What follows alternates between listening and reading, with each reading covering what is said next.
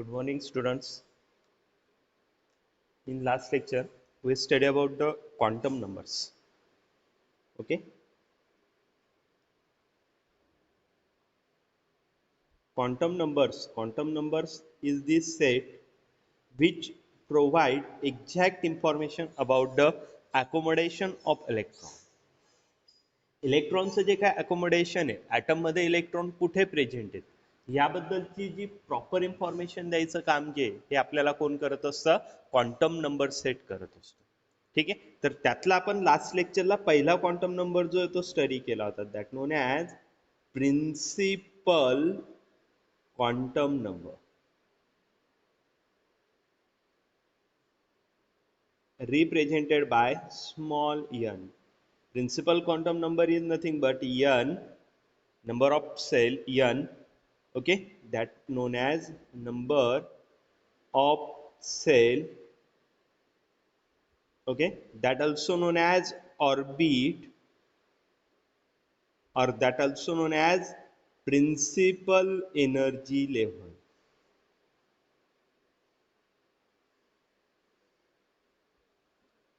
Principal energy levels, okay, and that n is nothing but 1 2 3 4 etc. या पद्धतीने आपण ते रिप्रेझेंट करत असतो. They also known as n is equal to capital K L M N etcetera. Okay. आपण त्यांना capital के ने पण रिप्रेझेंट करत असतो. नंबर ऑफ सेल्सला ही काय मेन एनर्जी लेवल ही जी आहे ही काय आहे main energy level. Then after that we can study the total numbers of electrons. Total number of electron जर आपल्याला कॅल्क्युलेट करायचे असतील तर total number of electron in shell or orbit can be calculated by formula 2n². आपण ते कशाने calculate करतो formula 2n² ने. And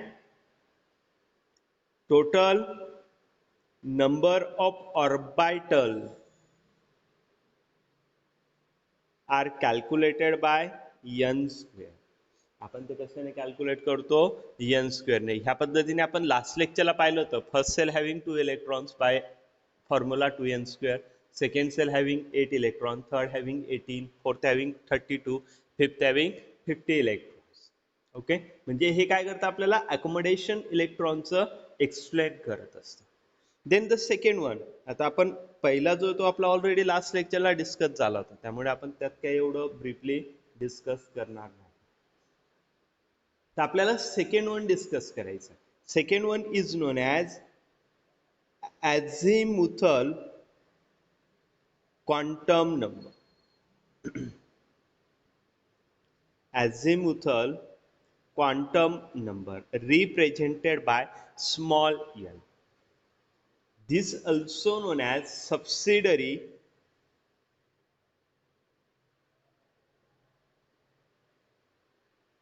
quantum number.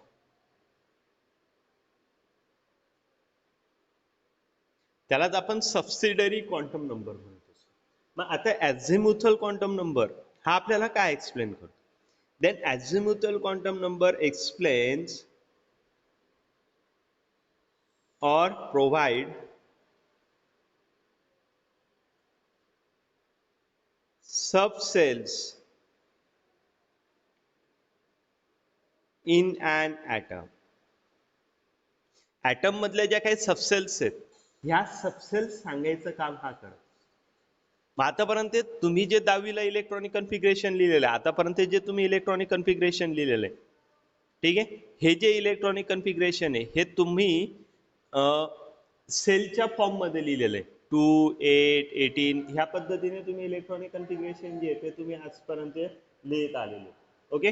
पण आता जे याच्या पुढे इलेक्ट्रॉनिक कन्फिग्रेशन लिहायचं हे थोडं तुम्हाला स्प्लिट करून लिहायचं आणि त्यासाठी आपल्याला सबसेल इम्पॉर्टंट असते. त्यासाठी आपल्याला कोण इम्पॉर्टंट असेल सबसेल्स इम्पॉर्टंट असतील आणि ह्या सबसेल सांगायचं काम कोणी केलेलं आहे अझिमुथल क्वांटम नंबर. ओके. मग आता एक सिंपल गोष्ट लक्षात ठेवा, same number of cell contain same number of subcells.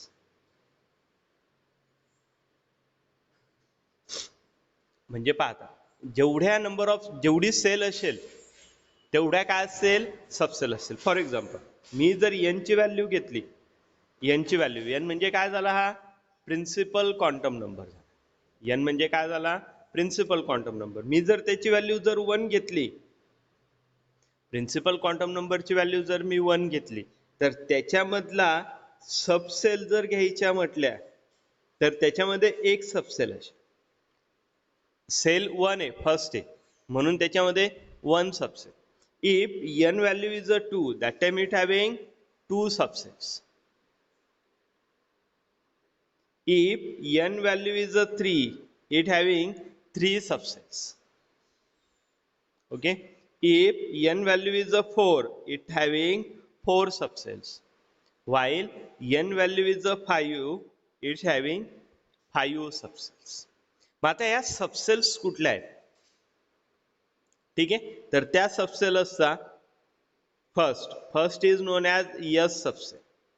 पहिली जी असते ती काय असते, यस सबसेल असते. म्हणून फर्स्ट सेल मध्ये एकच सबसेल आहे, ती कुठली असेल, यस असेल. ती काय कशी ते पुढे सांगतो. Second shell having 2 subshell that are S and P. पहिली असते यस सबसेल, ती कॉमन झाली आता प्रत्येकामध्ये ती प्रेझेंट असेल. त्यानंतर सेकंड सबसेल जी असेल ती काय असेल, पी सबसेल असेल. जर मी थर्ड याच्याकडे गेलो, then next having first cell is a yes, second is the p, third one is a d. तिसरी जी असेल ती काय असेल, डी सबसेल असेल. फोर्थ कडे जर गेलो, yes, P, D and fourth one is the F. Fourth one is the F. Okay. आणि जर तुम्ही फिफ्थ कडे गेलात, यस, पी, डी, एफ,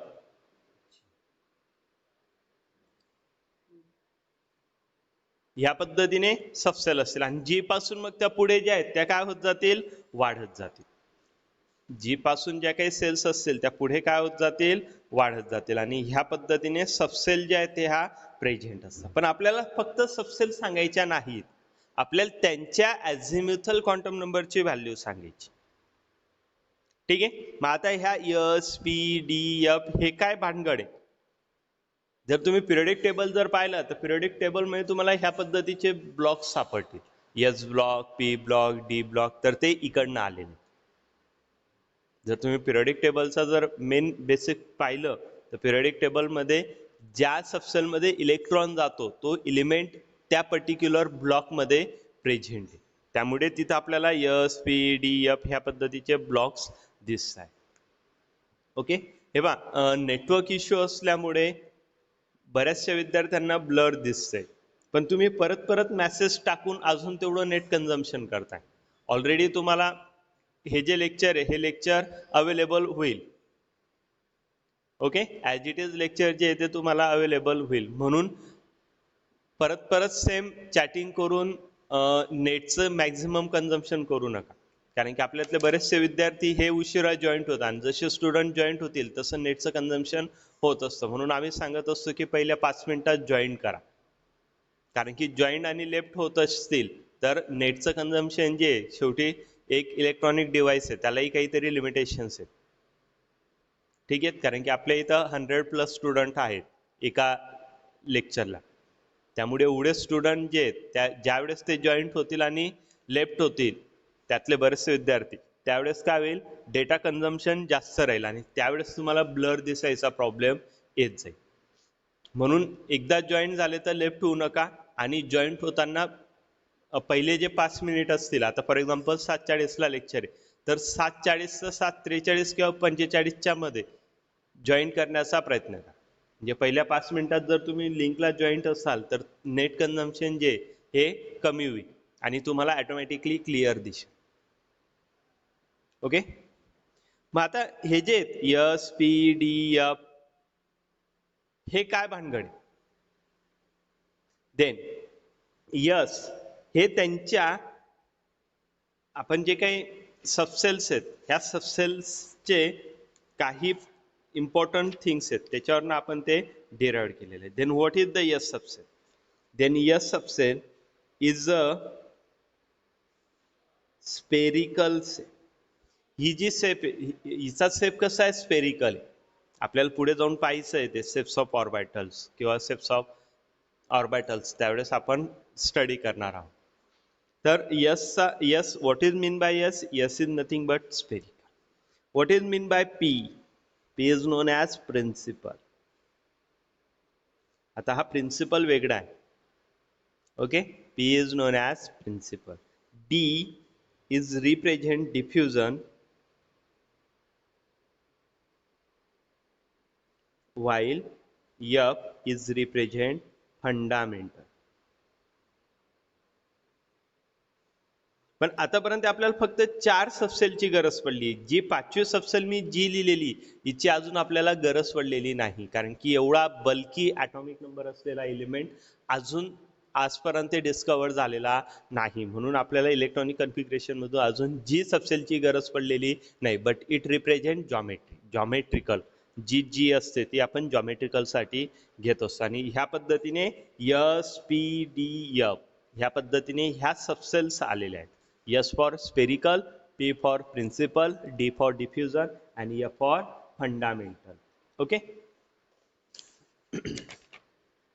मग ह्या फक्त काय झाल्या? प्रिन्सिपल क्वांटम नंबरच्या व्हॅल्यू, ॲझिम्युथल क्वांटम नंबर झाले. हे फक्त काय झाले? ॲझिम्युथल क्वांटम नंबर झाले. म्हणजे जी तुम्ही सेल घेतली तेवढे तुम्हाला, आता जर मी यांची व्हॅल्यू जर 1 घेतली तर त्यावेळेस सबसेल ज्या आहेत या सबसेल्स काय लिहिल्या मी? 1 साठी 1 सबसेल दॅट इज यस. ओके, मी जर यांची व्हॅल्यू 2 घेतली तर सबसेल मी लिहिणार 2 सबसेल. 1 is the yes and second is the P. यांची व्हॅल्यू 3 घेतली तर सबसेल्स किती येतील? Yes P D. 4 जर घेतली तर यस पी डी या. ठीक आहे, या पद्धतीने मी लिहिल. आता मला जर ॲझिम्युथल क्वांटम नंबर एल ची व्हॅल्यू जर डिटरमाइन करायची असेल तर एल ची व्हॅल्यू जी असते ही n-1 असते. 0 to n-1, 0 to n-1 ह्या पद्धतीने ती व्हॅल्यू असते. म्हणजे ह्या पद्धतीने व्हॅल्यू कशी? जर n ची व्हॅल्यू 1 असेल त्यावेळेस एल ची व्हॅल्यू काय आहे? n-1 म्हणजे 1-1 इट बिकम 0. आणि त्यावेळेस 0 कुठले सबसेल रिप्रेझेंट करतोय? यस सबसेल रिप्रेझेंट करतोय. म्हणून आपण ॲझिम्युथल क्वांटम नंबरची व्हॅल्यू फॉर यस सबसेल रिप्रेझेंट ॲज अ 0. म्हणून ॲझिम्युथल क्वांटम नंबरची व्हॅल्यू आपण यस सबसेल साठी किती रिप्रेझेंट करत असतो? 0 रिप्रेझेंट. ठीक आहे, मग आता पहा, फ्रॉम 0 to n-1 यांची व्हॅल्यू किती आहे? 2. म्हणजेच काय येईल? एल ची व्हॅल्यू किती येईल? It become 0 as well as 1. 0 to n-1. n-1 म्हणजे काय? 2 - 1 दॅट बिकम 1. मग एक तर यस आपल्याला माहिती आहे, यस कुणासाठी आहे? 0 साठी. बरोबर आहे. मग पी साठी काय नंबर येईल? Then P is equal to 1. मग ॲझिम्युथल क्वांटम नंबरची व्हॅल्यू पी सबसेल साठी किती झाले? 1. फॉर थर्ड सेल काय? S P D. S for 0, P for 1, D for 2. नवीन सबसेल कुठली आली? डी सबसेल आली. म्हणून डी सबसेलची व्हॅल्यू काय येईल? डी इज इक्वल टू, पुढे n इज इक्वल टू 4. यांची व्हॅल्यू जर 4 घेतली तर काय येईल ते? S P D F that means 0, 1, 2, 3. New subshell कुठली आहे? F. F is equal to 3. म्हणजे याच्यावरनं आपण ॲझिम्युथल क्वांटम नंबरच्या व्हॅल्यूज डिफाईन करू शकतो. Values of L for subshell. Then S subcell it having value is a 0. For P subcell it having value is a 1. For D subcell it having value is a 2. For F subcell it having value is a. This is the values of L's. ह्या काय झाल्या? Lच्या values झाल्या. ॲझिम्युथल quantum नंबरच्या values. या पद्धतीने त्या values ज्या आहेत ह्या आपण रिप्रेझेंट करणार. ठीक आहे, मग समजलं ॲझिम्युथल क्वांटम नंबर. तर ॲझिम्युथल क्वांटम नंबर आपल्याला काय एक्सप्लेन करतंय? सबसेल्स एक्सप्लेन करतंय. एस सबसेल, पी सबसेल, डी सबसेल, एफ सबसेल. ओके, आणि त्यांच्या व्हॅल्यू कशा आहेत? ॲझिम्युथल क्वांटम नंबरची व्हॅल्यू फॉर एस सबसेल is 0, for P is 1, for D is a 2 and for F is a. Okay, चला मग आपण नेक्स्ट क्वांटम नंबर बद्दल बोलूया. The third one quantum number is a magnetic quantum number.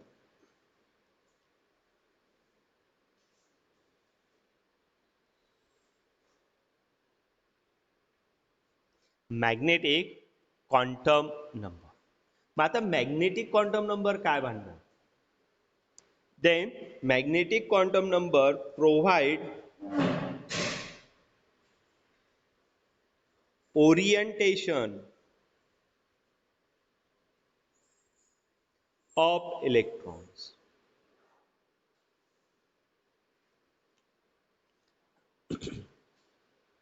हा quantum number जो आहे तो आपल्याला काय एक्सप्लेन करतो? ओरिएंटेशन एक्सप्लेन करतो. मग आता ओरिएंटेशन म्हणजे काय? It can provide accommodation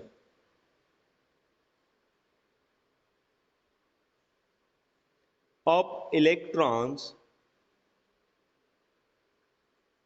in subcell. सबसेल ज्या आहेत ह्या सबसेलमध्ये असलेल्या इलेक्ट्रॉनचं अकोमोडेशन तो आपल्याला सांगत असतो. Basically it will explain positions of orbitals. आपल्याला तो काय करत असतो? ऑर्बिटल्स एक्सप्लेन करत असतो. मग आता ऑर्बिटल काय?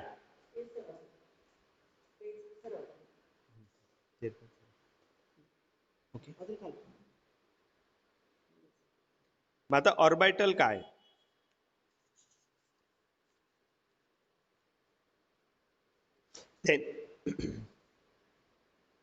Orbital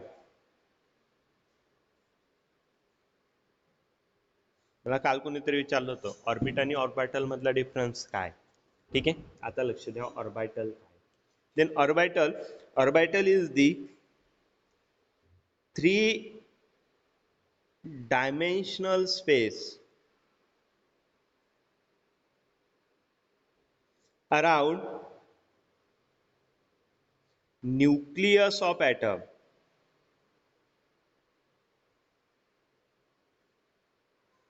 where maximum probability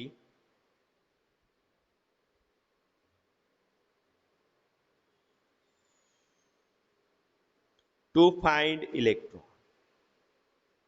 finding electron known as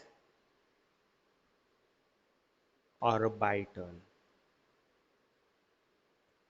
मग आता ऑर्बिटल कुणाला म्हणायचं? It is a 3-dimensional space around the nucleus of atom where maximum probability to find a electron. म्हणजे न्यूक्लियस भोवतीचा याचा 3-dimensional space की जिथं मॅक्झिमम इलेक्ट्रॉन सापडण्याची chances आहेत, प्रोबॅबिलिटी, याच्या स्पेसला म्हणायचं orbital. And every orbital having presence of only 2 electrons. आणि जे काही प्रत्येक ऑर्बिटल आहे, every orbital having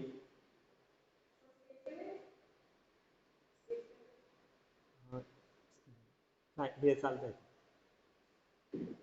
having presence of only 2 electrons. म्हणजे प्रत्येक ऑर्बिटल कडे फक्त किती इलेक्ट्रॉन्स असतात? 2 इलेक्ट्रॉन्स असतात. Maximum 2 electron. 2 इलेक्ट्रॉन पेक्षा जास्त इलेक्ट्रॉन ऑर्बिटल मध्ये राहू शकत नाही. मग आता ऑर्बिट आणि ऑर्बिटल मधला जर डिफरन्स पाहिला तर ऑर्बिट कडे किती इलेक्ट्रॉन्स असतात? 2n². ऑर्बिट कडे किती इलेक्ट्रॉन असतात?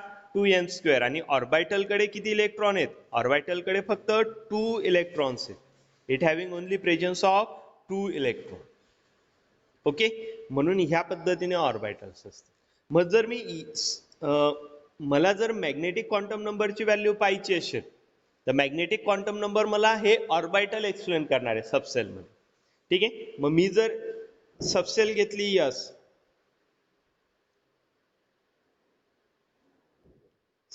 मी जर सबसेल घेतली यस, तर यस सबसेल साठी अझिम्युथल क्वांटम नंबरची व्हॅल्यू काय? 0. ज्यावेळेस मला magnetic quantum number m define करायचा असेल, then what is the value for m? Then m value is a -l to +l including 0. काय असते m ची व्हॅल्यू? -l म्हणजे अझिम्युथल क्वांटम नंबर हा निगेटिव्ह पासून पॉझिटिव्ह पर्यंत. जसं आपलं नंबर ऑफ लाईन्स असते. नंबर ऑफ लाईन जर पाहिले आपण तर नंबर ऑफ लाईन मध्ये 0च्या एका बाजूला जर गेलात तर तुम्हाला पॉझिटिव्ह नंबर असतील लाईक दिस. ओके, आणि अपोजिट एंडला गेलात तर तुम्हाला निगेटिव्ह नंबर असतील. म्हणजे आता m ची व्हॅल्यू जर डिफाईन करायची असेल तर आपल्याला नंबर ऑफ लाईन पाहावी लागेल.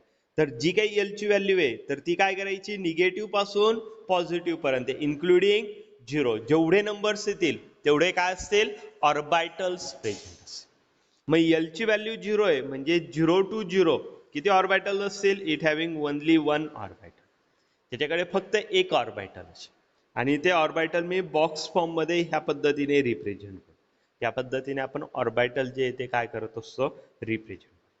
मी जर p सबसेल घेतली, p subshell having azimuthal quantum number value is a 1. बरोबर आहे. मग आता मला जर ती व्हॅल्यू 1 आहे तर काय आहे? -l to +l. मग -1 to +1. मग काय काय येईल? -1, त्यानंतर 0, त्यानंतर +1. ह्या पद्धतीने 3 व्हॅल्यू येतील. मग किती ऑर्बिटल झाले? -1 साठीचं एक ऑर्बिटल, 0 साठीचं दुसरं ऑर्बिटल, +1 साठीचं तिसरं ऑर्बिटल. म्हणून आपण जर इथं ऑर्बिटल ड्रॉ करायचे म्हटले तर किती ऑर्बिटल येतील? It having 3 orbital and that are -1, 0, +1. ह्या पद्धतीने 3 ऑर्बिटल त्याचे येतील. मी जर डी सबसेल घेतली तर डी ची अझिम्युथल क्वांटम नंबर व्हॅल्यू किती? 2a. म्हणजे जर तुम्ही ऑर्बिटल प्लॉट करायचे म्हटले तर -2 to +2. बरोबर आहे. मग -2, त्यानंतर -1, त्यानंतर 0, +1, +2. किती झाले टोटल? 1, 2, 3, 4, 5. ह्या पद्धतीने किती ऑर्बिटल असतील त्याचे? 5 ऑर्बिटल्स असतील.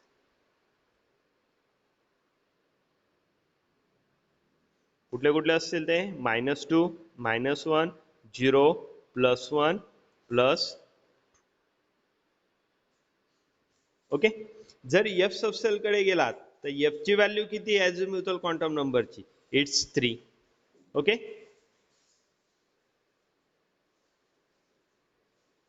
मग 3 जर आला तर काय येईल तो? -3, -2, -1, 0, +1, +2, +3. किती झाले मग total orbitals? It having 7 orbitals. Total किती ऑर्बिटल्स असतील? 7. -3, -2, -1, 0, +1, +2, +3. -3, -2, -1, 0, +1, +2, +3. ठीक आहे. ह्या पद्धतीने टोटल किती ऑर्बिटल असतील त्याच्याकडे 7 ऑर्बिटल्स असतील. म्हणजे याच्यावरून आपण सांगू शकतो यस सबसेल content only one orbital. Yes सबसेल कडे फक्त एक ऑर्बिटल असेल, त्याची व्हॅल्यू काय असेल 0 असेल. मी हा 0 लिहितो इथं कारण की तो ऍक्च्युली 0 असेल. नंबर ऑफ ऑर्बिटल लिहायचं म्हटलं तर मी ते इकडच्या बाजूला ब्रॅकेटमध्ये लिहितो. तर S subshell having one orbital. Okay, value काय असेल त्याची 0 असेल. P subshell having 3 orbital that are -1 0 +1. Okay, -1 0 +1 म्हणजे टोटल ऑर्बिटल किती झाले, it having 3 orbitals. D subshell having -2 -1 0 +1 +2 that are 5 orbital. Yes, आपल्याला पोझिशन जी आहे ती द्यायची. -1 +1 ह्या पोझिशन आपल्याला रिप्रेझेंट करायच्या. ज्यावेळेस तुम्हाला क्वांटम नंबर सेटचे एक्झाम्पल्स दिलेले असतील, identify exact position of electron from given quantum number set, तर त्यावेळेस आपल्याला ऑर्बिटल कुठलं ऑर्बिटल आहे यावेळेस तुम्हाला एम ची व्हॅल्यू जी आहे ती तुम्हाला ह्याच फॉर्म मध्ये दिलेली असेल. 0 +1 +2 -2 +3 -3 ह्या पद्धतीने तुम्हाला ती व्हॅल्यू दिलेली असेल. त्यामुळे ह्या व्हॅल्यू ज्या आहेत ह्या व्हॅल्यूनेच आपण ऑर्बिटल जे आहेत ते काय करायचे, रिप्रेझेंट करायचे. यप मध्ये किती ऑर्बिटल असतील टोटल, इट हॅव्हिंग 7 ऑर्बिटल. म्हणजे याच्यावरून आपण शॉर्टली काय सांगू शकतो, यस सबसेल, आता पहा मी इकडे काय लिहितो सबसेल्स, ठीक आहे, आणि इकडच्या बाजूला लिहितो ऑर्बिटल्स. ठीक आहे, किंवा मग अजून याला थोडं स्प्लिट करून लिहूया आपण.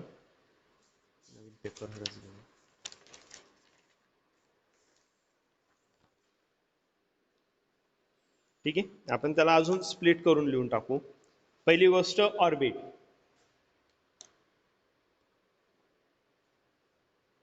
ऑर्बिट, ठीक आहे. Second is the subshell and orbitals. म्हणजे आपल्याला तिघांमधला डिफरन्स जो आहे तो क्लिअर होऊन जाईल की ऑर्बिटल काय आहे, सेल काय आहेत, सबसेल काय आहेत. ऑर्बिटलाच आपण काय म्हणत असतो, सेल्स म्हणत असतो. ठीक आहे, मग सेलची व्हॅल्यू म्हणजेच काय, एन. जर मी एन ची व्हॅल्यू 1 घेतली तर त्याच्यामध्ये एक सबसेल असते यस, आणि यस सबसेल मध्ये ऑर्बिटल किती असतात, it having only one orbital. मी तो ह्या पद्धतीने ड्रॉ करतो आणि त्याला ब्रॅकेटमध्ये 1 देतो. ठीक आहे, व्हॅल्यू काय असेल त्याची 0 असेल. जर मी सेकंड सेल घेतली तर सेकंड सेलकडे 2 सबसेल असतील, एक असेल यस आणि दुसरी असेल पी. जर यस सबसेल असेल तर यस सबसेलकडे एक ऑर्बिटल असेल 0 नंबरचं. पी सबसेल असेल तर पी सबसेलकडे किती ऑर्बिटल असतील, 3 ऑर्बिटल असतील. कुठले कुठले, -1 0 +1. किती ऑर्बिटल झाले, 3 ऑर्बिटल्स. म्हणजे सेकंड सेलकडे टोटल नंबर ऑफ ऑर्बिटल्स किती झाले, 4 झाले. पहा आता प्रिन्सिपल क्वांटम नंबर आठवा. कालच्या दिवशी आपण जे घेतलं होतं प्रिन्सिपल क्वांटम नंबर, त्याच्यामध्ये आपण ह्या पद्धतीने लिहिलं होतं. कालच्या दिवसाचा पेपर आहे. के सेल मध्ये किती नंबर ऑफ ऑर्बिटल्स होते, 1. आलं 1 ऑर्बिटल. ओके, एल सेल मध्ये किती ऑर्बिटल्स होते, 4. आले 3 + 1 4 ऑर्बिटल.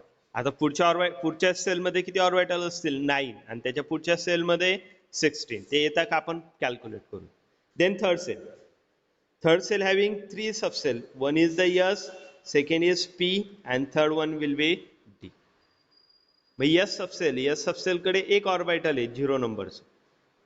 ठीक आहे, एक ऑर्बिटल. P सबसेल कडे 3 ऑर्बिटल्स आहेत. कुठले कुठले, -1 0 +1. हे आपल्याला सांगण्याची गरज नाही, ऑलरेडी आपलं हे झालंय. आता डी कडे किती ऑर्बिटल असतात, डी कडे 5 ऑर्बिटल असतात. -2 -1 0 +1 +2 किती ऑर्बिटल झाले, 5 ऑर्बिटल. करा वर्क ऍडिशन, 5 + 3 8, 8 + 1 9. टोटल ऑर्बिटल किती झाले थर्ड सेल मध्ये, 9 ऑर्बिटल झाले. थर्ड सेल मध्ये किती ऑर्बिटल झाले, 9 ऑर्बिटल. जर मी फोर्थ सेल घेतली, 4 मध्ये परत त्याच पद्धतीने S P D F. Okay, yes कडे एक ऑर्बिटल आहे 0 नंबरचं, म्हणून त्याची व्हॅल्यू 1 झाली. पी कडे 3 ऑर्बिटल्स आहेत, कुठले कुठले, -1 0 +1. डी कडे ऑर्बिटल्स आहेत 5, -2 -1 0 +1 +2. आणि एफ कडे 7 ऑर्बिटल्स आहेत,